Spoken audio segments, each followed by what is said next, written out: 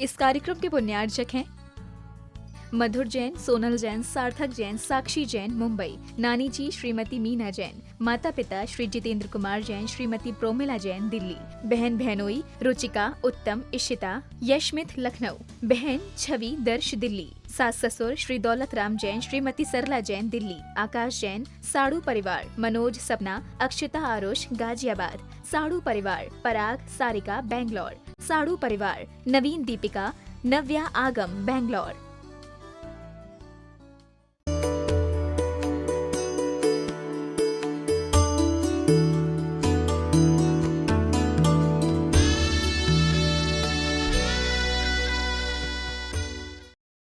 पंच परमेष्टि भगवान की जय। आचार्य श्री गुरुवर कुंद कुंद महाराज की जय। आचार्य श्री गुरुवर विद्यासागर जी महाराज की जय। परम पूज्य मुनिवर श्री सुधा सागर जी महाराज की जय। परम पूज्य मुनि श्री महासागर जी महाराज की जय। सकल मुनि संघ की जय।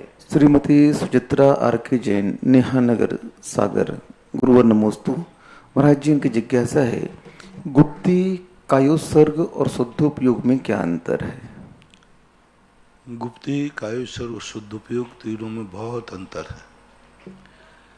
गुप्ती और कायोत्सर्ग ये साधन है। कायोत्सर्ग तो एक बहुत स्थूल साधन है, उपकरण है। अभव्य मिथ्या दृष्टि भी कायोत्सर्ग कर सकता है, क्योंकि कायोत्सर्ग 28 मूल गुणों में षड आवश्यक में आता है और 28 मूल गुण अभव्य अनादि मिथ्या दृष्टि भी धारण करता है और वो बराबर कायोत्सर्ग करता है, क्योंकि कायोत्सर्ग एक वो द्रव्य क्रिया है जो मात्र अपने शरीर के प्रति कुछ सीमित समय के लिए मोह तोड़ना है। अभव मिथ्या दृष्टि भी घानी में पेल दिया जाता है, फिर भी चिपुट नहीं करता। इसलिए कायोत्सर्ग एक नौकर्म है। कायोत्सर्ग एक कहना चाहिए उपकरण है। और मन वचन काय की जो गुप्ती है यह सम्यक दृष्टि को ही होती है, लेकिन ये साधक कारण है, ये कारण रूप है, क्योंकि नियम से मुनि बने बिना गुप्ती संभव नहीं, वो भी भावलिंगी को ही गुनी होती है। तो मन वचन काय का शुद्धिकरण अलग चीज है और मन वचन काय की गुप्ती अलग चीज है। मन वचन काय की शुद्धि तो अभव्य मिथ्या दृष्टि भी कर लेता है और उसी मनोयोग की शुद्धि के कारण से वह नौमे ग्रेविक जाता है। लेकिन मन वचन काय की गुप्ती जिसे कहते हैं, निरोध, इच्छाओं का त्रिकाली निरोध करना, ये भावलिंगी संत ही करते हैं। तो ये साधन है गुप्ती रूप। लेकिन शुद्ध उपयोग तो एक कार्य है, आत्मा का शुद्ध कार्य, आत्मा की परिणति, सम्यक दर्शन ज्ञान चारित्र, इन तीनों की अभेद परिणति। जब सम्यक दर्शन ज्ञान चारित्र तीनों अभेद हो जाते हैं, और वो कब होते हैं? गुप्ती के बाद। तो गुप्ती साधन है, कायोत्सर्ग उपकरण है, और जो शुद्धोपयोग है वह कार्य है, वह अपने आत्मा की पर्याय है। मन वचन काय की गुप्ती में तो मात्र आत्म मन वचन काय का निरोध करना है, किवाड़ बंद करना है कमरे के, बस। लेकिन अंदर जो आनंद की अनुभूति है वो गुप्ती में नहीं है, वो शुद्ध उपयोग में है। जैसे एक व्यक्ति ने अपने कमरे को बंद कर लिया, तो बंद करने मात्र से आनंद नहीं आया, सब दरवाजे बंद कर दिए, सब कुछ है, लेकिन उसके बावजूद भी जो आनंद है वो शुद्ध उपयोग। शुद्ध उपयोग हमारी आत्मा का निजी स्वरूप है। शुद्ध उपयोग हमारे लिए केवल ज्ञान का साक्षात कारण है। शुद्ध उपयोग सम्यक दर्शन ज्ञान चारित्र की अभेद परिणति का एक बहुत बड़ा स्वरूप है। तीनों में ऐसा कारण, कार्य और उपकरण, ये भेद जानना चाहिए।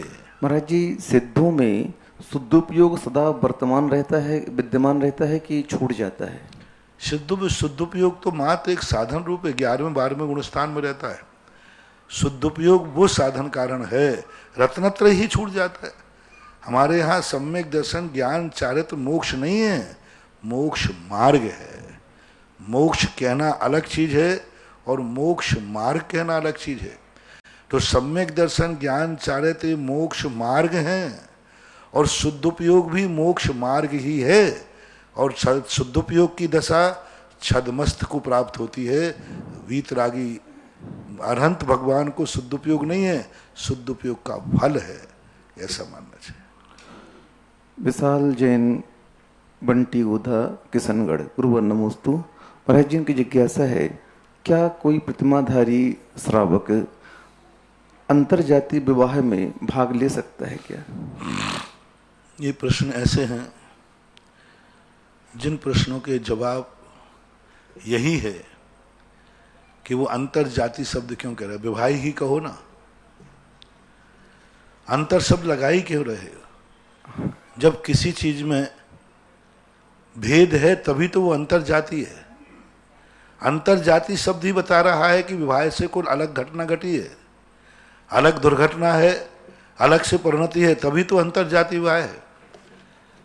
नहीं तो विवाह होता है। लेकिन अंतर जाति शब्द लगाते ही कहीं ना कहीं से दोष बना है। और अंतर जाति किसे कहते हैं? अंतर जाति शब्द कोई चीज ही नहीं है। जाति में अंतर जाति क्या होती है?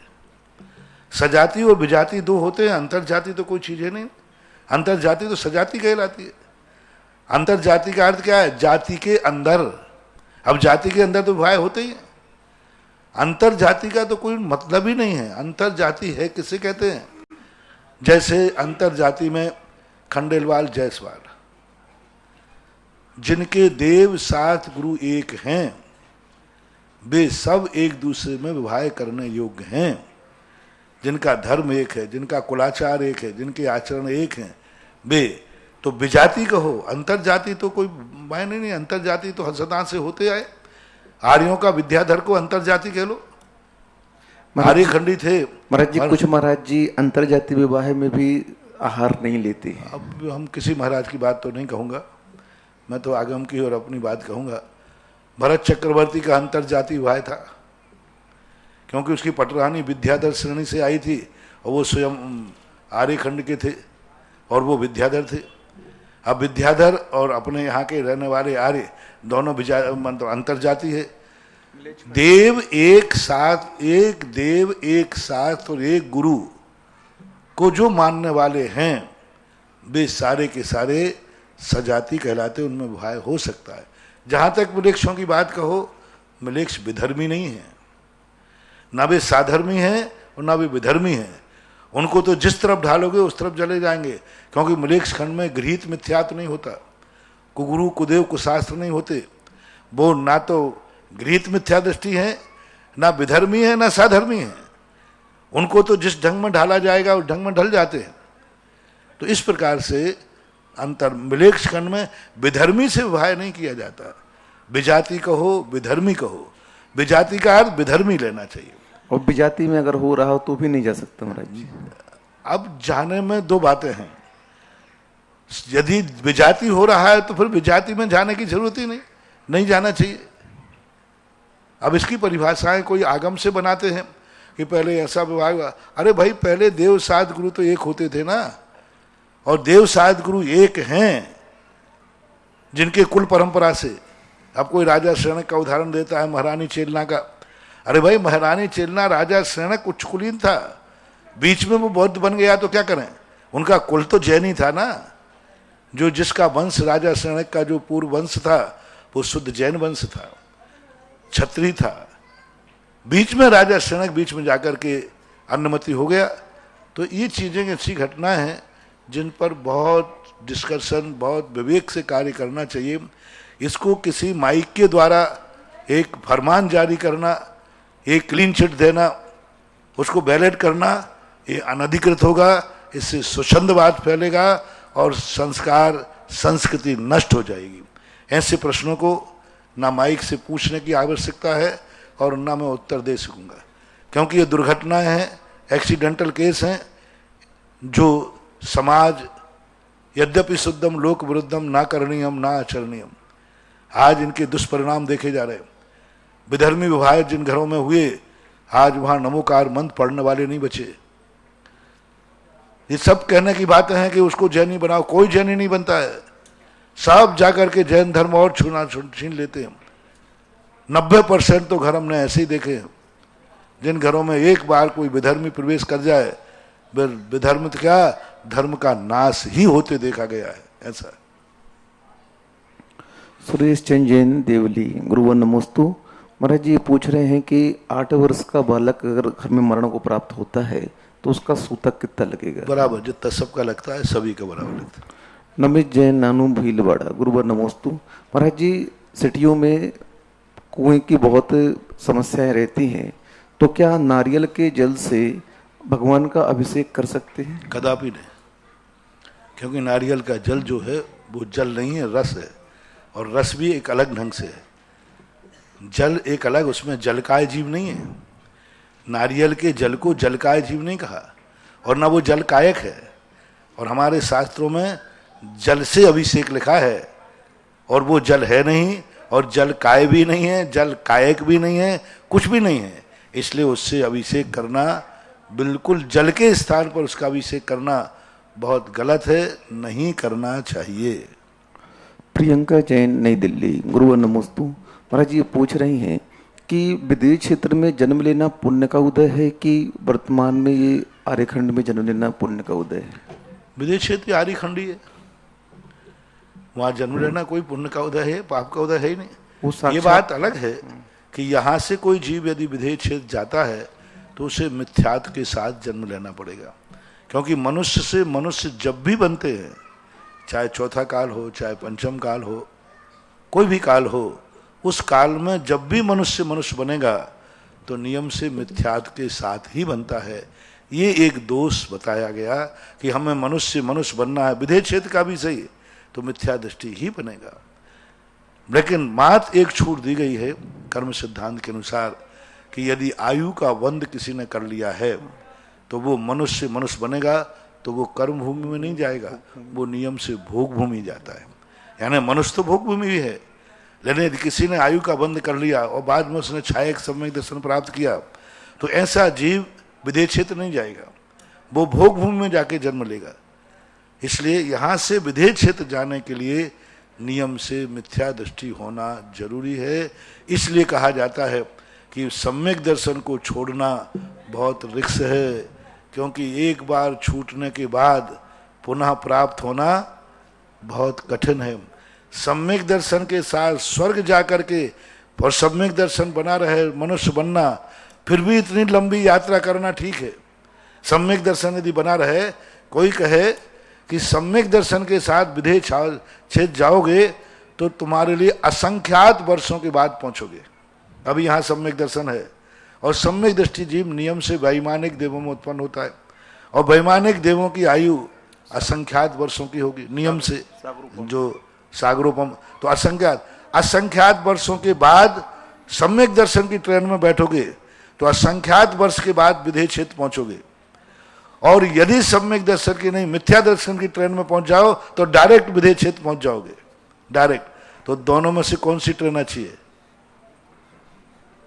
सम्यक दर्शन की ट्रेन में असंख्यात साल लगेंगे, क्योंकि पहले देव बनेगा फिर उधर, और सम्यक दर्शन छोड़ दो, मिथ्या दर्शन के साथ 2 समय में इधर मरो उधर विदेश क्षेत्र में उत्पन्न हो जाओ। ओनली 2 समय लगना अधिकतम 2 समय में। यानी आपको समझाने के लिए मैं क्या बोलूं, समय 2 सेकंड मान लो।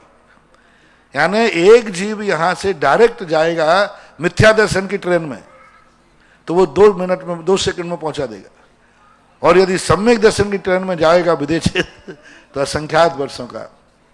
तो आचार्य एक ही कहते हैं, कितना भी टाइम लगे, बस मैं सम्यक दर्शन की ट्रेन छोड़ना नहीं चाहता, चाहे मैं असंख्यात वर्षों के बाद पहुंचूं। यहां तक आचार्यों ने कह दिया, सम्यक दर्शन के साथ मुझे नरक में वास करना भी श्रेष्ठ है, और मिथ्या दर्शन के साथ मुझे 9वां ग्रेविक भी इष्ट नहीं। 9वां ग्रेविक 31 सागर की आयु वाला, वो भी मुझे श्रेष्ठ नहीं, और सम्यक दर्शन के साथ नरक भी जाना पड़े तो मुझे श्रेष्ठ है। तो ऐसी स्थिति को लेकर के सम्यक दर्शन ही मुख्य है, और सम्यक दर्शन की भूमिका को ही ध्यान में रखना चाहिए। प्रियम लवी महेंद्र पत्रकार इंदौर, गुरुवर नमोस्तु। महाराज जी इनकी जिज्ञासा है, कोई व्यक्ति कोमा में है और परिवार वाले जबरदस्ती उसे सल्लेखना दिवा करके त्याग कर उसका समाधिमन करवा देते हैं, ये कहाँ तक उचित है? और क्या सल्लेखनाधारी की तेरवी होती है, क्या उठावना होता है क्या? पहली बात तो है कि जो कामों में है उसकी संलेखना करने का अधिकार हमारे लिए नहीं है। जोशिता शब्द का प्रयोग किया है। संलेखना में जोशिता, जोश होना चाहिए, होश होना चाहिए, चेतन होना चाहिए। अचेतन के लिए हम कुछ भी करते रहें उसको कोई फर्क नहीं पड़ने वाला, उसके अंतरंग परिणामों के ऊपर आधारित है। रही बात संलेखना पूर्वक यदि मरण हुआ है तो क्या उसने घर का त्याग किया था? दो प्रकार की संलेखना होती है। जो यम रूप से घर का त्याग कर देते हैं कि आज के बाद मेरा जीवन पर्यंत के लिए घर का त्याग है, सब कुछ मेरा त्याग है, तो ऐसा व्यक्ति यदि त्याग कर दिया है तो उसके 13वां आदि बनाने की जरूरत नहीं है। लेकिन यदि उसने घर का त्याग आदि नहीं किया है तो पहली बात तो उसकी संलेखना मानी नहीं जाएगी। संलेखना जब ही मानी जाती है जब व्यक्ति घर गृहस्थी परिवार संपूर्ण रूप से त्याग कर देता है। तन के वस्त्र होना अलग चीज है, देश वृत्ति की भी संलेखना होगी, प्रतिमाधारी की भी संलेखना होगी, तो भी वह दो प्रतिमाधारी भी है। यदि संलेखना कर रहा है तो संलेखना के समय जब वो उत्तमार्थिक प्रतिक्रमण करेगा तो उसको ये घोषणा करना ही पड़ेगा, मेरा परिवार, मेरा घर, सब कुछ मैं यम रूप से त्याग करता हूं। ऐसे भी संलेखना मानी जाएगी। और यदि उसने घर गृहस्थी का त्याग नहीं किया है और मांस आहार आदि का त्याग करके शरीर का त्याग किया है तो बराबर उनका 13 दिन का सूतक मानना चाहिए, क्योंकि वो गृहस्थ का मरण हुआ है। अजित जैन, सुसारी, मध्य प्रदेश। गुरुवर नमोस्तु। महाराज जी, जब शांति धारा चल रही हो तो उस समय क्या घंटा बजाना अनिवार्य है क्या? नहीं, घंटा के बजाने का कोई उल्लेख ऐसा नहीं मिला। घंटे मंदिर के अंदर नहीं बजते थे, घंटे के स्थान होते थे नक्काड़ खाने आवाज के लिए। इसलिए उस समय बजाने से जो वर्गणाएं होती हैं मंत्रों की वो तो कानों में समझ में आती नहीं। शांति धारा को शांति से ही सुनना चाहिए। ऑनलाइन जिज्ञासाओं के बाद परम पूज्य श्री के चरणों में यहाँ उपस्थित सभी श्रावक श्राविकाएं और जिनवाणी चैनल के माध्यम से देख रहे सभी श्रावक श्राविकाओं की ओर से परम पूज्य श्री के चरणों में कोटिशः नमोस्तु नमोस्तु नमोस्तु गुरुवर। और आज की प्रथम जिज्ञासा के लिए मैं आमंत्रित कर रहा हूं पंडित प्रवर श्रीमान रतनलाल जी साहब, बेनाड़ा, आगरा। और उसके बाद तैयारी की श्रीमती सीमा जी जैन, बांदरपुर, दमोह। नमोस्तु महाराज जी, मेरा प्रश्न ये है 11, 12 और 13वें गुणस्थान में साता वेदनी का आश्रव होता है, तो क्या उस आश्रव का अनुभाग एक सा रहता है या अंतर पड़ता है, और अंतर पड़ता है तो क्यों? अंतर पढ़ने के संबंध में और वेद के संबंध में पूज्यवर वीरसेन स्वामी महाराज ने साता वेदनी के संबंध, इरियापथ आश्रव के संबंध में इतना ही लिखा है, मधुर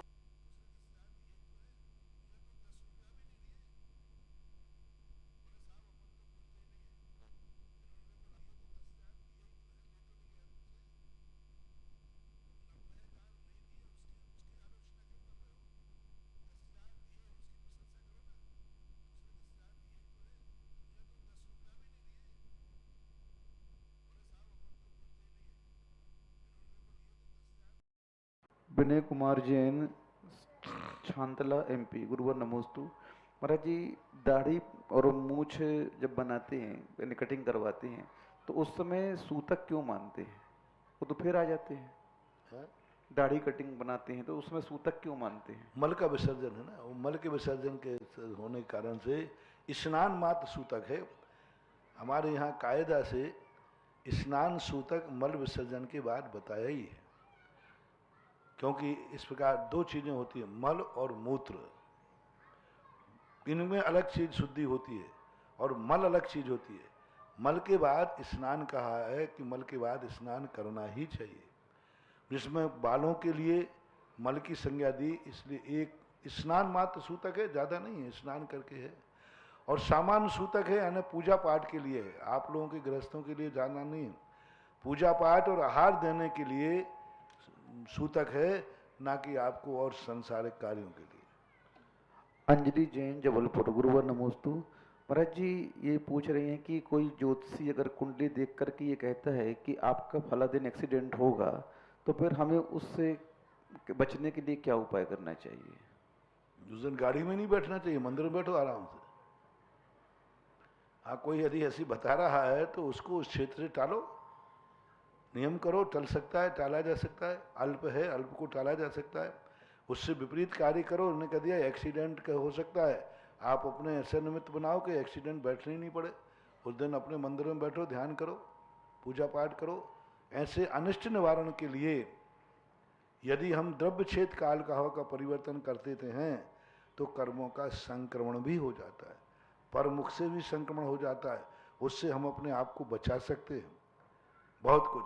और निधत्त निकाचित कर्म है तो फिर दीपायन जैसा है, तो तुम भूल जाओगे कि शिल्पी ने क्या, जोशी ने क्या कहा था, और गाड़ी में बैठ जाओगे। हाँ, भूल ही जाओगे, तुम दिन भर याद रखोगे, शाम तक भूल जाओगे। 12 साल तक याद रखा और अंत का महीना भूल गया। तो ऐसा कि अन्य कर्मों में घटाते हम, इस गुण स्थान में इतने प्रदेश, इतना अनुभाग, इतना स्थिति, इतना होता है, ऐसा उल्लेख पढ़ने में नहीं आया। कोई तीर्थंकर भगवान अपने समप स्वर्ण में विराजमान हैं, मान लीजिए 6 महीने तक विराजमान हैं, तो क्या उनके पृथ समय होने वाला प्रदेश बंद समान होगा या कम ज़्यादा, और क्यों? क्योंकि उनके आत्मा के प्रदेशों का जो परिस्पंदन है एक रूप है, क्योंकि उनके उपयोग तो है नहीं। मन वचन काय है, योग है। योग के संबंध में जैसे मनोयोग उनके यहाँ है, औपचारिक रूप है, काय योग उनके यहाँ औपचारिक रूप है, परम औदारिक रूप हो गया, और वचन योग तो उनके लिए बोलने में कहीं आते ही नहीं, लेकिन अस्तित्व मात्र है। इसके लिए ब्रह्मदेव सूर्य ने एक स्थान पर उल्लेख किया है कि 9 कर्म वर्णाएं जो ग्रहण जो करते हैं, उन 9 कर्म वर्णाओं के माध्यम से ही उनका योगों का स्पंदन मान लेना चाहिए। यदि वे 9 कर्म वर्णाएं ग्रहण करना बंद कर दें तो फिर योग भी बंद हो जाएगा। जैसे 14वें गुण स्थान में, 14वें गुण स्थान में 9 कर्म वर्णाओं का आदान नहीं होता, 13वें गुण स्थान में ही 9 कर्म वर्णाएं आती हैं, और 9 कर्म वर्णाएं आना बता रहा है कि वहाँ मन वचन काय का योग है।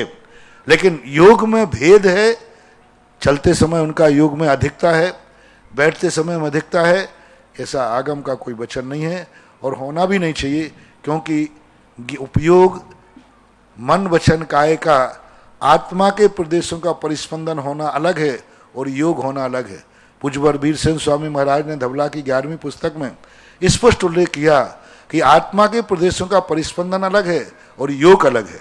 आत्मा का प्रदेशों का परिस्पंदन हो रहा है या चलायमान है, इनका नाम योग नहीं है, ये बहुत स्थूल है। आत्मा के प्रदेशों में परिस्पंदन होते हुए भी योग हो, कोई नियम नहीं। जैसे कोई साधु ध्यान में बैठा है, उसका किसी ने हाथ उठाकर यूं कर दिया तो क्या काय योग बनेगा? और वो स्थिर अपने योग में हाथ हिला दिया, तो हाथ हिलाने से आत्मा के प्रदेशों में चलन हो सकता है, आत्मा के प्रदेश, लेकिन योग नहीं बनेगा। योग जब ही बनता है जब आत्मा के परिस्पंदनों के साथ उपयोग हो, क्योंकि उपयोग रहित योग नहीं होता। उपयोग का नाम योग नहीं है, लेकिन उपयोग के बिना भी योग नहीं है। कितने भी शरीर को गिराओ, पटको, कुछ भी करो, लेकिन योग नहीं बनेगा जब तक उसका उपयोग नहीं जाए। और केवल ही भगवान का उपयोग ना मन में है, ना वचन में है, ना काया में है, क्योंकि उनका उपयोग तो नियम से आत्मरूप है। इसलिए योग जो बंधात्मक योग है, आश्रय कराने वाला जो योग है, उसमें भेद नहीं होना चाहिए, क्योंकि स्वाभाविक रूप से ठाननी सेज्य विहार आदि उनका सब कुछ अनायास हो रहा है, उनका कोई भी बुद्धिपूर्वक भाव नहीं है। इसलिए योगों में जो मैंने बात कही थी कि 12वें गुण स्थान तक योग, कसाय स्थान, योग स्थान और विशुद्धि स्थान, संयम, 13वें गुण स्थान के कोई योग स्थान नहीं कहे गए, 12वें गुण स्थान तक योग स्थान कहे गए। इतने योग स्थान जाने पर, असंख्यात योग स्थान जाने पर एक कसाय स्थान बनता है। कसाय स्थान जाने पर फिर संयम लब्धि स्थान बनता है, विशुद्धि स्थान, फिर संयम लब्धि स्थान। योग स्थान, कसाय स्थान, विशुद्धि स्थान, संयम लब्धि स्थान। लेकिन 13वें गुण स्थान में योगों का कोई स्थान की चर्चा जैनागम में नहीं है। इससे सिद्ध होता है तर्क से भी और आगम से भी कि उनके योगों में किसी भी प्रकार का भेद नहीं होता, वो किसी भी अवस्था में रहें। नमोस्तु महाराज जी, नमोस्तु महाराज जी। श्रीमती सीमा जी जैन के बाद तैयार रहेंगे डॉक्टर फूलचंद जी साहब प्रेमी मुनिवर को नमोस्तु बनारस। नमोस्तु नमोस्तु। मुनिवर, वास्तुशास्त्र क्या है, इसका मनुष्य के जीवन का क्या प्रभाव पड़ता है? वास्तुशास्त्र ऐसा ही है जैसे जलते हुए में दीपक में चिमनी। वास्तु ना तो तेल है, वास्तु ना तो बाती है, वास्तु ना तो दीपक है, वास्तु एक मात्र हवा के झोंके से बचाने वाली एक चिमनी है, जैसे अपन चिमनी लगा देते। वास्तु ना तो कर्म है ना धर्म है, मात्र औषधि है, जैसे दवाई। अशुभ का कर्म का उदय आया है, लोग कहते हैं सब कुछ कर्म से उदय से होता है, वास्तु क्या करेगा?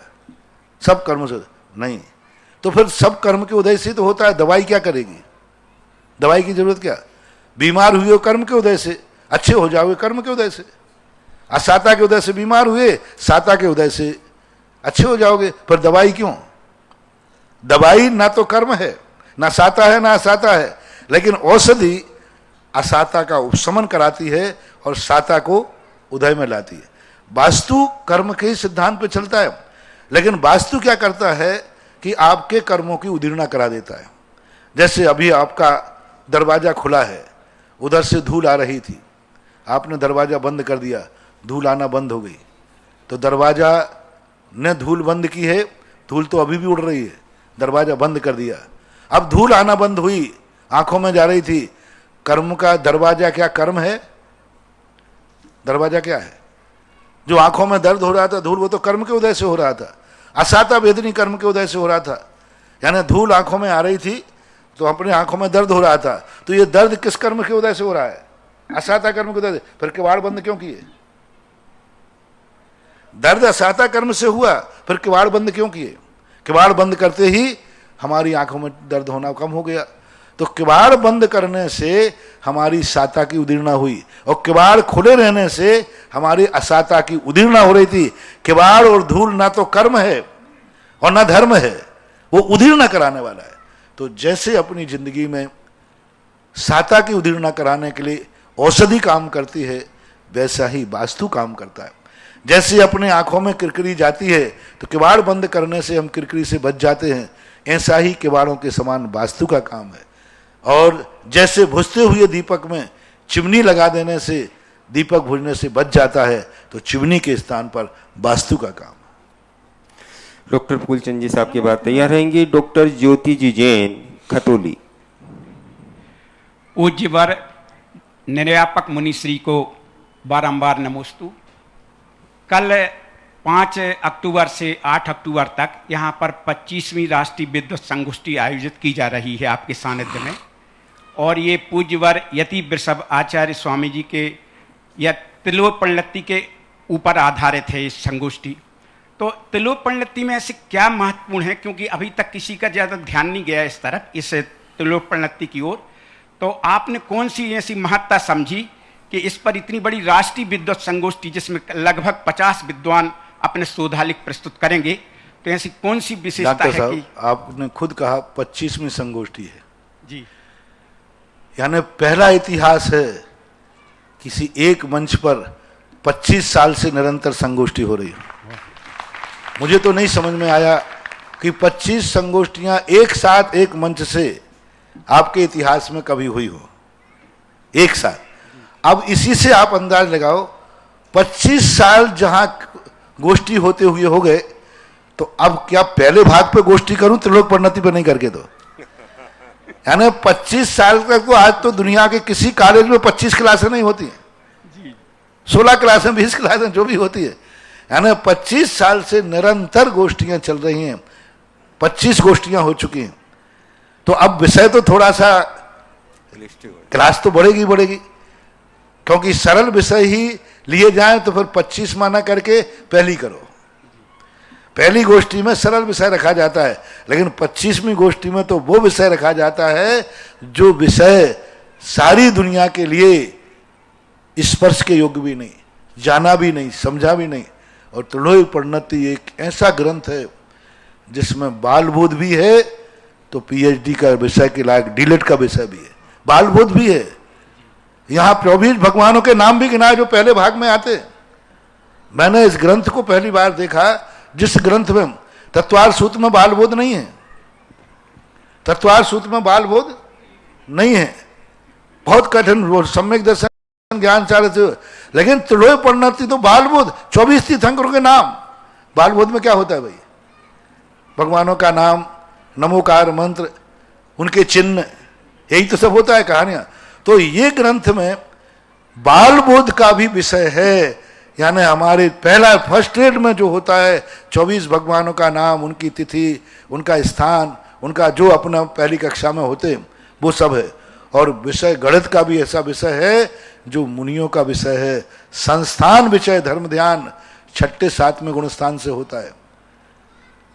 4थे और 5वें गुणस्थान में धर्म ध्यान 4 है, उसमें 3 धर्म ध्यानों को आपके गुणस्थानों में दिया। आज्ञा विषय, विपाक विषय और अपाय विषय। संस्थान विषय धर्म ध्यान नियम से 6, 7वें गुणस्थान में होता है। तो उस 6, 7वें गुणस्थान का चिंतन करने वाला विषय भी इसमें है। इसलिए त्रिलोय परिणति को इसलिए रखा कि अब 25 गोष्ठियां हो गई तो बड़े और छोटे सब एक क्लास में बैठ जाएं, सबको समझ में आ जाए। त्रिलोय परिणति का विषय बहुत सरल है, बहुत सरल विषय है। मात्र इसमें एकाग्रता चाहिए, थोड़ा सा अभ्यास चाहिए। अभ्यास चाहने के बाद, क्योंकि जो चीजें कठिन हैं वे छद्मस्त का विषय है ही नहीं। जो चीजें कठिन हैं वो छद्मस्त का विषय है नहीं, गणधर परमेष्ठी का विषय नहीं। कुछ विषय ऐसे दिए जिनमें गणधर परमेष्ठी क्या करेंगे, वो है बस है अलौकिक गणित। अलौकिक गणित तो अलौकिक ही रहेगा, उसको कोई दुनिया की पीएचडी, दुनिया का कंप्यूटर जो है वो नहीं कर सकता। और जो लौकिक विषय है वो अपने पकड़ने का विषय है एकाग्रता से। इसलिए कल से जो एक बहुत बहुत बड़ा, मैं तो कहता हूं कि सारे विश्व में, सारे ब्रह्मांड में, सारे संप्रदायों में 3 लोक की यथार्थ शक्तियों का वर्णन करने वाला ये पहला ग्रंथ है। इसके पहले का किसी भी संप्रदाय के पास 3 लोक का वर्णन करने वाला ग्रंथ नहीं है कि सृष्टि का स्वरूप क्या है, सृष्टि कैसी है। वर्णन सब जगह मिलते हैं, लेकिन सृष्टि का स्वरूप क्या है, सृष्टि किस प्रकार की व्यवस्थित है, इतना प्राचीन ग्रंथ किसी भी संप्रदाय के पास नहीं है सृष्टि का स्वरूप बताने वाला। जहां पर हमने वेदों को देखा वहां सृष्टि का स्वरूप का विशेष वर्णन नहीं है। बाद में वर्णन आया फिर जाकर के किस प्रकार के 7 समुद्र है, इतना है। बौद्धों के यहां भी नहीं है, श्वेतांबरों के यहां भी नहीं है, अन्य मतों में नहीं। जितना प्राचीन वर्णन पहला ग्रंथ भारत का, हम जैन दर्शन से ऊपर उठते हैं क्योंकि ये लाइव प्रवचन सारे पूरे लोग सुन रहे हैं, 122 देश सुन रहे हैं, हजारों जैनी अजैनी बैठ करके सुन रहे हैं। उनके लिए भी मेरा कहना है त्रिलोय परिणति एक ऐसा ग्रंथ है कि विश्व के सभी संप्रदायों में 3 लोक की सृष्टि का वास्तविक स्वरूप बताने वाला ये पहला ग्रंथ है जिसमें ये सारी चर्चाएं। यदि इस ग्रंथ को वैज्ञानों के तक और बड़े बड़े गणतज्ञों के पास पहुंचा जाए, हमारे एक एलसी जैन हुए हैं जबलपुर के, उन्होंने कहा था जब मैंने बड़े बड़े वैज्ञानिकों के सामने रखा तो वे भी माथा टेक के रह गए, क्या धर्मों में भी इस प्रकार की चर्चाएं हैं? मैं तो समझता था धर्म में तो मात्र भक्ति, अंधी भक्ति, धर्मों में तो मात्र क्रियाकांड, मात्र चारित्र, मात्र भगवान ही सब कुछ है। ये सब बातें लिखती हैं जिनके संबंध में वैज्ञानिक कुछ भी नहीं मानता। विज्ञान के संबंध में धर्म की लड़ाई है। विज्ञान कहता है धर्म अंधा है, जो नहीं दिखता उसको मानता है। लेकिन इतना बड़ा प्रैक्टिकल, यहां धर्म के अंधेपन का सवाल ही नहीं। इतना बड़ा साइंस, इतना बड़ा गणित 2000 साल पहले जैनियों के पास था।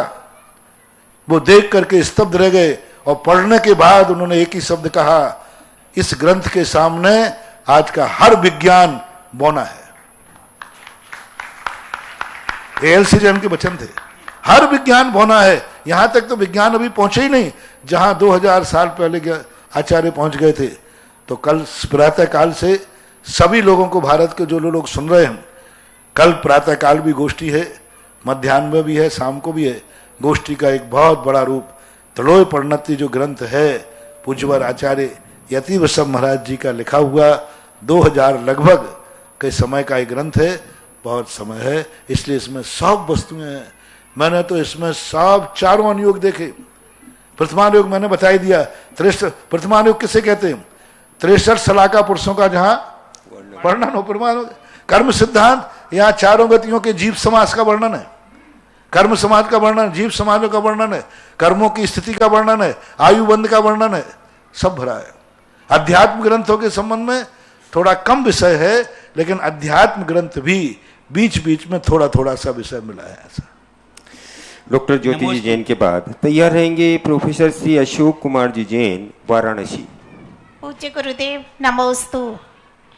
धर्म क्षेत्र हो या कर्म क्षेत्र, जब भी कोई विसंगति होती है, विसंवाद होता है या कोई विपरीत घटना घटती है तो तुरंत ही कह दिया जाता है कि पंचम काल है, ऐसा ही होता है, और इस चीज को बार बार कहा जाता है। तो गुरुदेव, ऐसा कहना उनकी कौन सी मनोवृत्ति का द्योतक है? ये बहुत बड़ी कमजोरी है। धर्म और अच्छे कार्यों के लिए कोई काल न साधक है न बाधक है। काल किसी के लिए कालस्तु है या? पुजवर जयसेन स्वामी महाराज ने स्पष्ट शब्द का प्रयोग, कालस्तु है या? काल तो एक निमित्त है, जिसे अपन लोग काल करें वो तो हमारा भाग्य है, और भाग्य हमारा कल का पुरुषार्थ है। भाग्य नाम की कोई चीज नहीं है। कल कमा करके हमने एफडी बना दी तो एफडी हमारी 8 साल बाद बंधेगी, तो 8 साल बाद वही भाग्य हो जाएगा। लेकिन आज हमने जमा किया तो पुरुषार्थ है। तो कोई ये सब प्रमाद की बातें हैं। अज्ञानी जन जो कहते हैं काल का दोष है, ज्ञानी तो यही कहता है कल सही, आज सही, गलती मेरी ही है। मान लीजिए आज मुनि महाराज ये कहते हैं कि पंचम काल है, इसलिए वो साधना नहीं। पंचम काल के कारण हमारा हीन संगन नहीं है, पूर्व भव में हमने खोटे कर्म किए हैं इसलिए हीन संगन है। पंचम काल के कारण हीन संगन नहीं है, हमारे खोटे कर्मों के कारण हमने भैयावृत्ति नहीं की, हमने किसी के प्रति सहयोग भाव नहीं किया, हमने किसी रोगी की दवाई नहीं कराई, हमने किसी को सुखी बनने का भावना नहीं भाया, इस कारण हमें हीन संगन मिला। काल क्या करेगा? ये तो जेल है। कोई कहे कि जेल ने मुझे सजा दे रखी, जेल ने नहीं दे रखी है, अपराध ने दे रखी है। लोग कहें कोर्ट ने सजा बोली, कोर्ट ने सजा नहीं बोली, अपराध ने सजा बोली है। सजा किसने बोली? अपराध ने। कोर्ट तो एक मेडिटर है बीच का, वो ज्ञानी व्यक्ति जानता है कोर्ट ने सजा नहीं बोली, जेल में सजा नहीं हो रही है, सजा मेरा अपराध दे रहा है। इसी प्रकार से जैसे कोर्ट सजा देता है, ये कहने में आता है, सत्य यह है कि अपराध से सजा मिलती है। इसलिए काल तो एक कोर्ट है, काल तो एक जेल है जो हमें सजा भोगना पड़ती है। पंचम काल, पंचम काल एक कोर्ट मान लो, पंचम काल एक जेल मान लो, सजा तो हमारा खुद का प्रमाद है, खुद की भूल है। इसलिए और 90% लोग काल के नाम पर थोप पर के प्रमाद की शरण में जाते हैं। आज भी इतनी शक्तियां हमारे पास हैं, इतनी शक्तियां हमारे पास हैं कि उन शक्तियों को हम प्रयोग करें तो आज भी हम बहुत कुछ हासिल कर सकते हैं। नमोस्तु गुरुदेव, नमोस्तु। प्रोफेसर अशोक कुमार जी की बात तैयार रहेंगी सुश्री कृपा सावला, मुंबई। परम पूज्य निर्यापक गुरुवर्य पूज्य मुनि सुधा सागर जी महाराज के चरणों में सादर त्रिकाल नमोस्तु। पूज्य श्री, मेरी जिज्ञासा है कि हम लोग तत्वार सूत्र पढ़ते हैं और तत्वार सूत्र के 6ठे अध्याय में एक सूत्र आया है काय वांग मनः कर्म योगः, उसके बाद दूसरा सूत्र आया सा आश्रवा। तो इसमें जो काय योग, वचन योग, मन योग हैं, वो तीनों योग मिलकर के आश्रव के कारण बनते हैं या स्वतंत्र रूप से जो है आश्रव के कारण बनते हैं? इसके लिए जिज्ञासा। स्वतंत्र रूप से।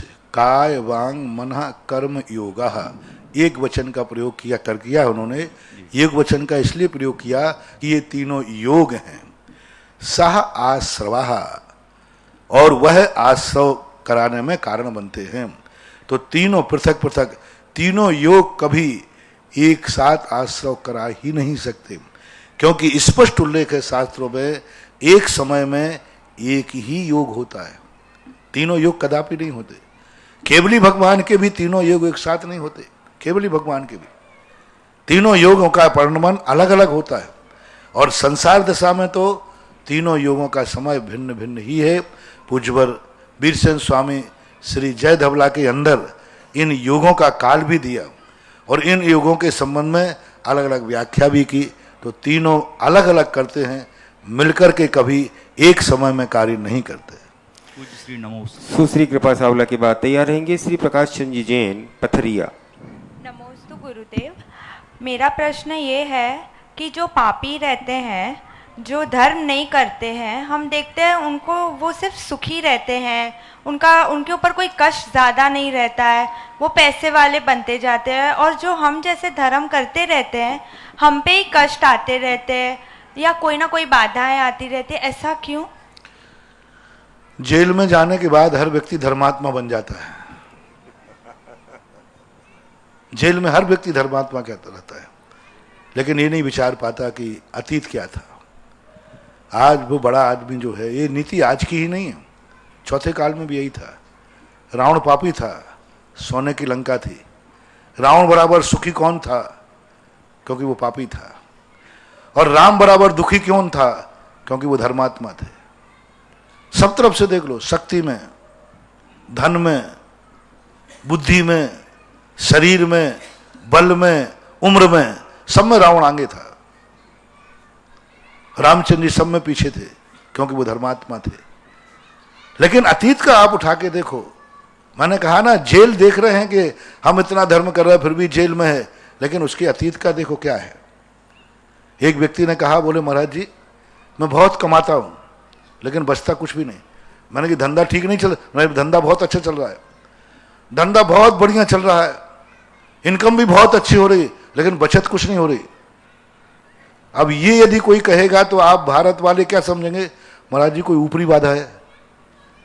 जब धंधा अच्छा है, इनकम अच्छी है और बचत है नहीं, मैंने की बात क्या है भाई? पैसा कहां जाता है? बोले सब ब्याज में जाता है, बचता ही नहीं। बस यही स्थिति होती है कि हम जितना पुण्य कर रहे हैं, अतीत में हमने इतने पाप कर लिए हैं, इतना ऋण ले लिया है कि वर्तमान में पुण्य में जो हम कमा रहे हैं वो सब ब्याज में चला जाता है। फिर कहते हैं कि मैं इतना धर्म कर रहा हूं, कोई बच ही नहीं रहा। यही स्थिति बनती है।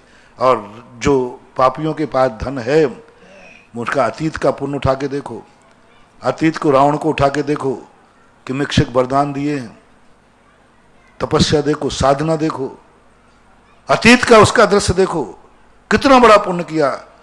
उस पुण्य का जब भी कोई व्यक्ति सुखी दिखता है तो अतीत का वो धर्मात्मा है, अतीत का पुण्यात्मा है। ये बात अलग है कि वर्तमान में वो पाप कर रहा है तो वो भविष्य का भोगेगा, लेकिन जो पहले किया है वो तो उसको मिलेगा ही। और आज धर्मात्मा को जो नहीं मिल रहा है, अतीत का कोई ना कोई अपराध है। वर्तमान में जो धर्म में तुम कमा रहे हो वो उस पाप से इतना कम है कि मूलधन नहीं चुक सकता, उसमें ब्याज ही चुक सकता है। वर्तमान में जितनी तुम कमाई कर रहे हो, ब्याज ऋण इतना ले चुके हो तुम कि वो मूलधन चुकाने में समर्थ नहीं, ब्याज में जा रहा है। वर्तमान में जो तुम पुण्य कर रहे हो वो पुण्य इतना कम है अतीत के पापों के सामने कि वो सब ब्याज में निकल जाता है। ऐसा समझना चाहिए। ये रहस्य हमें जब ही समझ में आएगा जब अपाय विषय, विपाक विषय, धर्म ध्यान का चिंतन करोगे। जिस दिन विपाक विषय, अपाय विषय, धर्म ध्यान समझ में आ जाएगा, उस दिन इस प्रश्न का जवाब मिल जाएगा। श्री प्रकाश चंद जी जैन पथरिया की बात तैयार रहेंगी श्रीमती सपना जी धनोपिया बिजोलियां। श्री के चरणों में बारंबार नमन। महाराज जी मेरे को क्रोध क्यों आता है, इसका उपाय बतला दीजिए। क्रोध आता है मेरे को क्योंकि तुम मूर्ख हो इसलिए आता है। क्रोध ही मूर्ख को क्रोध आता है, व्यक्ति समझ नहीं पाता। हर व्यक्ति क्रोध इसलिए आता है, बस इसका एक ही है, जब तुम्हें क्रोध आए तो मौन ले लिया करो, बस इतना ही बहुत है। सपना जी धनोपिया बिजोलिया की बात तैयार रहेंगे डॉक्टर अरिहंत कुमार जी जैन मुंबई। बंधुओं, परम पूज्य श्री के आशीर्वाद से तपोदय तीर्थ क्षेत्र बिजोलिया में एक भव्य सहस्त्रकूट जिनालय का निर्माण होने जा रहा है, जो कि करीब 10 मंजिल बनने वाला है और उसमें 1008 जिन बिंब विराजमान होने वाले हैं। तो उनके लिए आज अभिषेक जी जैन, राजेश जी, वंदना जी जैन, वसंत कुंज, नई दिल्ली एक प्रतिमा विराजमान करने का सौभाग्य प्राप्त किया है। स्वर्गीय श्री हेमंत कुमार जी की पुण्य स्मृति में श्रीमती बीना जी जैन, शशांक, नेहा जैन, तनुष, कासलीवाल परिवार कोटा इनने भी एक प्रतिमा विराजमान करने का सौभाग्य प्राप्त किया है। और श्रीमान प्रकाश चंद जी, श्रीमती ललिता जी सेठी, तेजपुर आसाम, इनने भी एक प्रतिमा विराजमान करने का सौभाग्य प्राप्त किया है। अब मात्र कुछ ही प्रतिमाएं शेष रही है, तो जिन लोगों की भावनाएं हो अपनी अपनी भावनाएं जल्दी जल्दी व्यक्त करेंगे, क्योंकि अंतिम दौर में लास्ट प्रतिमाएं बची हुई है। तो जिन लोगों की भावनाएं हो अपनी अपनी भावनाएं भेजेंगे। सपना जी धनोपिया बिजोलिया और डॉक्टर अरविंद कुमार जी जैन तैयार रहेंगे। परम श्रद्धेय निर्यापक श्रमण, मेरे फैमिली गुरुवर के चरणों में त्रिवार नमोस्तु नमोस्तु नमोस्तु। महाराज जी, ये जिज्ञासा हमारी मम्मी जी की है। हमारे पापा जी ने 16 कारण जी के 16 वर्ष तक उपवास किए और 16वें वर्ष अच्छे से महाराज जी मंडल विधान करा के निष्ठापन करवाया। तो महाराज जी, वो जो 16 कारण जी के पलासना है वो घर पर रखा हुआ है, तो उसमें क्या दोष है? उसे किस प्रकार व्यवस्थित रखें? 16 कारण का पलासना मंडल जी, 16 कारण जी के मंडल जी रखो ना, उसको स्मृति में रखो। नहीं रखना है तो मंदिर जी में रख दो। मतलब घर पे रखा हुआ है तो कोई दोष तो नहीं? कोई दोष नहीं है, स्मृति में यदि आप रखे हो तो कोई बाधा नहीं। नमोस्तु। डॉक्टर अरविंद कुमार जी जैन मुंबई के बाद तैयार रहेंगे। श्रीमती सलील जैन, बड़ा घर विदिशा। परम पूज्य गुरुदेव के चरणों में बारंबार नमोस्तु नमोस्तु नमोस्तु। महाराज जी, पूज्यवर आचार्य अमृतचंद स्वामी जी ने अपने समयसार की टीका में आत्मा की अनंत शक्तियों में से विशेष 47 शक्तियों का वर्णन किया है। तो मेरी जिज्ञासा ये है कि हम बोलते हैं कि आत्मा में अनंत गुण हैं, तो इन शक्तियों को गुण भी कहा जा सकता है या फिर इनमें अंतर है? नहीं, उन शक्तियों को उन्होंने ग्रहण कर लिया जो हमारे अध्यात्म ग्रंथ से जुड़ती थी, जो हमारे पुरुषार्थ को, हमारे सम्यक दर्शन को, हमारे लक्ष्य को, हमारे हौसले बढ़ाते।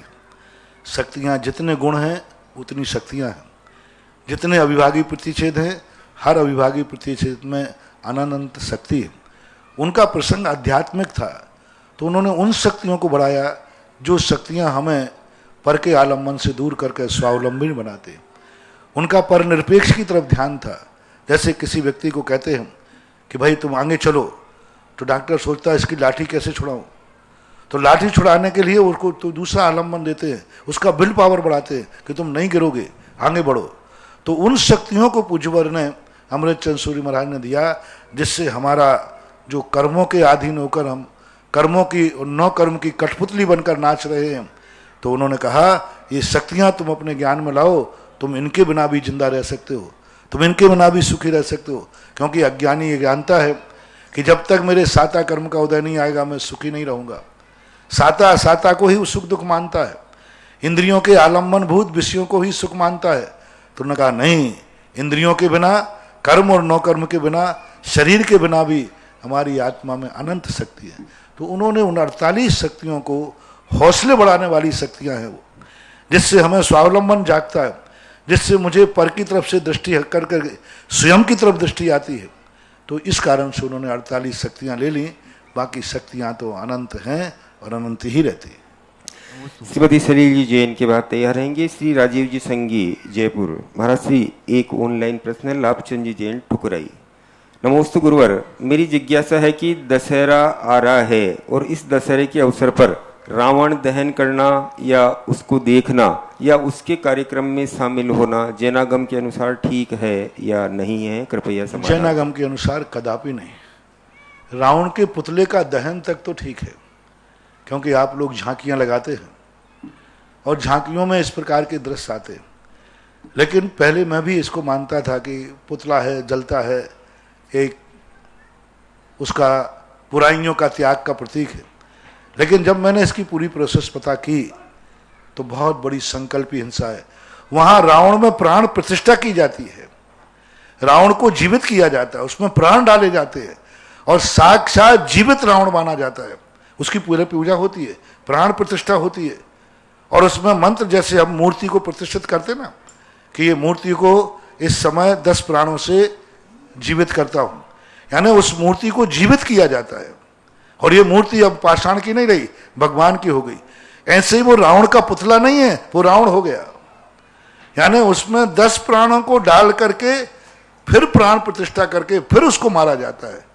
तो इसमें वही दोष लगेगा जैसे आटे का मुर्गा बनाना। आटे का मुर्गा बना के चढ़ा देने में कोई पाप नहीं है, कोई दोष नहीं है। लेकिन आटे के मुर्गे को पहले साक्षात मुर्गे की प्रतिष्ठा हुई, वहां जो मुर्गा चढ़ाने की बात आई तो मैंने इस पर उस कथा को मैंने बहुत अच्छी तरह पढ़ा। तो उस कथा को बलि की वेदी पर ले जा करके जीवित मुर्गा बनाया, उसमें प्राणों का स्थापन किया, साक्षात मुर्गा ऐसा उसमें संस्कार किया। अब वो आटे का मुर्गा नहीं है, वो साक्षात मुर्गा मान करके स्थापना निक्षेप से वो मुर्गा साक्षात है ऐसा मान करके उसको काटा गया, इसलिए पाप लगा। रावण के मरे हुए मृत को चढ़ाना उतने बड़ी बात नहीं है। पूज्यवर्षीय कोटि महाराज ने एक कथन दिया इस समाधान में कि कुछ नक्षत्र ऐसे हैं जिस नक्षत्रों में यदि किसी का मरण हो जाए पंचक आदि में, तो उस समय पूज्यवर ने एक वर्णन किया कि उस मुर्दे के साथ घास के मुर्दे बनाकर, जीवित नहीं, ये 5 मुर्दे को भी मैं साथ में जलाता हूं। मुर्दों को, मुर्दा शब्द का प्रयोग किया, जीवित नहीं, मरे हुए मुर्दों को मैं इसके साथ जलाता हूं उन नक्षत्रों के पंचक आदि के प्रभाव की हीनता के लिए। तो वहां कोई दोष नहीं, क्योंकि मरे हुए को जला रहा हूं, साक्षात मार के नहीं, ये मरे हुए जला रहा हूं। लेकिन वहां यदि रावण को मरा हुए को पुतला बनाकर जलाते हैं तो कोई बात नहीं, एक झांकी है, एक शिक्षा के लिए है, लेकिन वहां तो पूजा होती है, प्राण प्रतिष्ठा होती है, 10 प्राणों की स्थापना होती है, फिर उसको मारा जाता है। इसलिए ये आटे के मुर्गे के समान इस संकल्पी हिंसा में आएगा। कृतकारत अनुमोदना करते हो तो बराबर आप हिंसा के भागीदार हैं और दोष का प्रतीक है। जैन आगम में कभी भी इस प्रकार के मरे हुए को जीवित करके फिर मारना, ये बहुत बड़ी संकल्पी हिंसा है, बहुत बड़ा दोष है। इससे जैन आगम कदापि अनुमति नहीं देता। जैन शास्त्रों में इस प्रकार के रावण दहन की कोई चर्चा नहीं है, कोई स्थान नहीं है, नहीं जाना चाहिए, नहीं मानना चाहिए। संकल्पी हिंसा का बहुत बड़ा दोष। श्रीमती सलील जी जैन के बात तैयार रहेंगी। राजीव जी संगी जयपुर। मेरे गुरुवर के चरणों में त्रिबार नमोस्तु नमोस्तु नमोस्तु। गुरुवर, मेरा प्रश्न है, जैन धर्मानुसार राशियों का क्या महत्व है और बच्चों के नाम राशि से रखना अनिवार्य है क्या?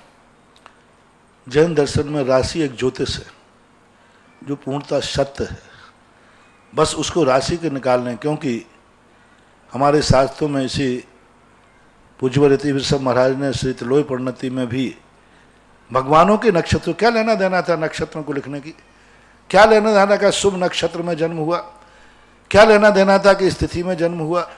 नक्षत्र तिथि का इतिहास को सुरक्षित करना बता रहा है कि जैन दर्शन में नक्षत्रों का प्रभाव है।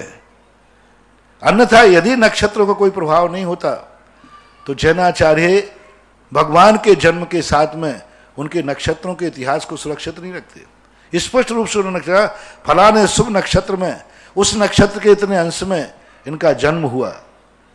तो इन सब चीज़ों से पता लगता है कि राशियां अपने आप में हैं और राशियों का प्रभाव पड़ता है और राशि के अनुसार ही जन्म का नाम रखना चाहिए। ये श्रेष्ठतम श्रेष्ठ है।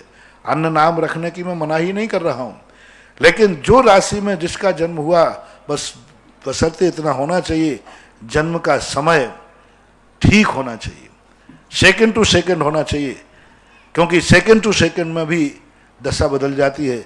यदि सही है तो राशि के अनुसार ही नाम रखना चाहिए। बहुत फायदे हैं, बहुत लाभ है, अनुकूलता ऐसे बनती है जैसे जिस तरफ हम जा रहे हैं यदि उसी तरफ की हवा चल जाए तो हमें चलने में सहूलियत होती है।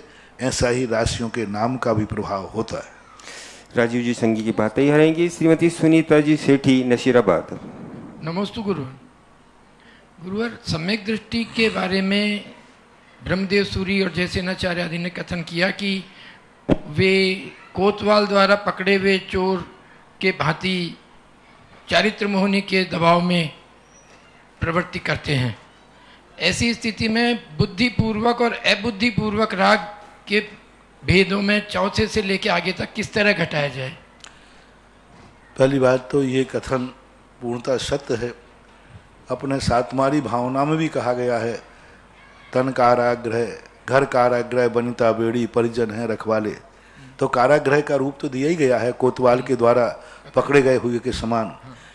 लेकिन ये भी ध्यान रखना, लोग इसकी आड़ में बड़ा दुरुपयोग कर रहे हैं, सब पाप करते जा रहे हैं। बोले हमारे चारित्र मोहिनी कर्म का उदय है, मुझे तो कोतवाल ने पकड़ा हुआ है, ऐसे चारित्र में। ये भी तो कहा है कि सम्यक दृष्टि स्वच्छंद होकर के ये मान करके पापाचार करता है कि सम्यक दृष्टि के तो सब त्याग नहीं है, सम्यक दृष्टि कर्म के उदय, ऐसा मानने वाला महापापी अनंत संसारी मिथ्या दृष्टि, ये भी तो कहा है। तो वो तो ओरिजिनल सम्यक दृष्टि के लिए कहा है, ये डुप्लीकेट के लिए नहीं। ओरिजिनल सम्यक दृष्टि की परिभाषा क्या है? वो हर पाप क्रिया में पश्चाताप करेगा, उदासीन रखेगा, दवाई के समान औषधिवत खाएगा। सम्यक दृष्टि की सबसे बड़ी पहचान क्या है कि वो औषधि के समान खाएगा, छोड़ेगा नहीं। लेकिन औषधि रुचि भाव से खाता है कि अरुचि भाव से? और खाते समय क्या भाव करेगा? हे भगवान ये दवाई कब छूटे। यदि सम्यक दृष्टि को ये भाव आ रहा है कि ये पंचेंद्रिय के विषय, ये परिवार, ये धन दौलत, ये मोह माया कब छूटे, कब छूटे, छोड़ा नहीं है, घर में रह रहा है लेकिन ध्यान कर रहा है कब छूटे। इंद्रियों के विषय ग्रहण करता है लेकिन वो दवाई के समान भावना करता है ये कब छूटे। ऐसी अंतरंग परिणति है तो वो दवाई के समान खा रहा है, तो पकड़े हुए कोतवाल के समान वो भोग रहा है। और ऐसी प्रतीति आ रही है कि नहीं मेरे तो धर्म दृष्टि के भोग निर्जा के कारण है और ये सब है, इनको लिए हमें बंद नहीं होता है, तो मिथ्या दृष्टि है। ये तो उस मजबूर के लिए कहा जो दवाई के समान खाता है। तो औषधि के समान यदि वो चारित्र मोहिनी कर्म को मान करके भोगता है तो है। अब ये निर्णय तो वो स्वयं जाने कि औषधि के समान भोग रहा है कि भोजन के समान भोग रहा है, ये निर्णय उसका खुद। सुनीता जी शेट्टी की बात तैयार रहेंगी। चौधरी विनय कुमार जी जैन, गोटे गांव। गुरुदेव, वो जो मेन मंदिर है उसमें ये पारसनाथ भगवान की मूर्ति आपने विराजमान करवाई, इससे पहले उसमें कौन से भगवान की मूर्ति विराजमान थी?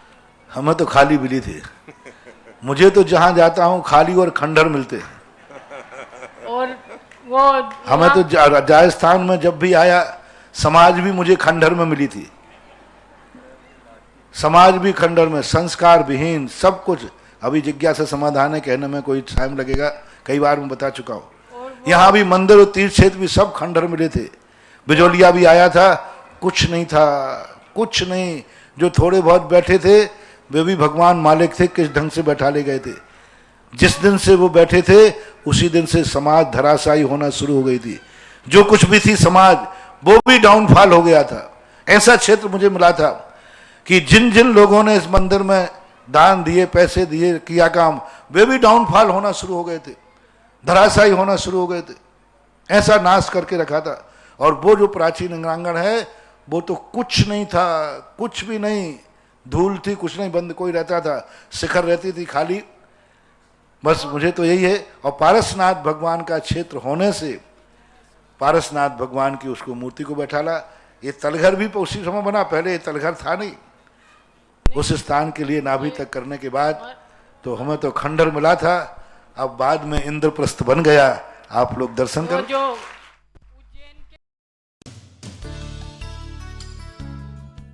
इस कार्यक्रम के पुण्यार्चक थे मधुर जैन, सोनल जैन, सार्थक जैन, साक्षी जैन मुंबई, नानी जी श्रीमती मीना जैन, माता पिता श्री जितेंद्र कुमार जैन, श्रीमती प्रोमिला जैन दिल्ली, बहन बहनोई रुचिका, उत्तम, इशिता, यशमित लखनऊ, बहन छवि दर्श दिल्ली, सास ससुर श्री दौलत राम जैन, श्रीमती सरला जैन दिल्ली, आकाश जैन, साड़ू परिवार, मनोज सपना, अक्षिता आरुष गाजियाबाद, साड़ू परिवार, पराग सारिका बैंगलोर, साड़ू परिवार, नवीन दीपिका, नव्या आगम बैंगलोर,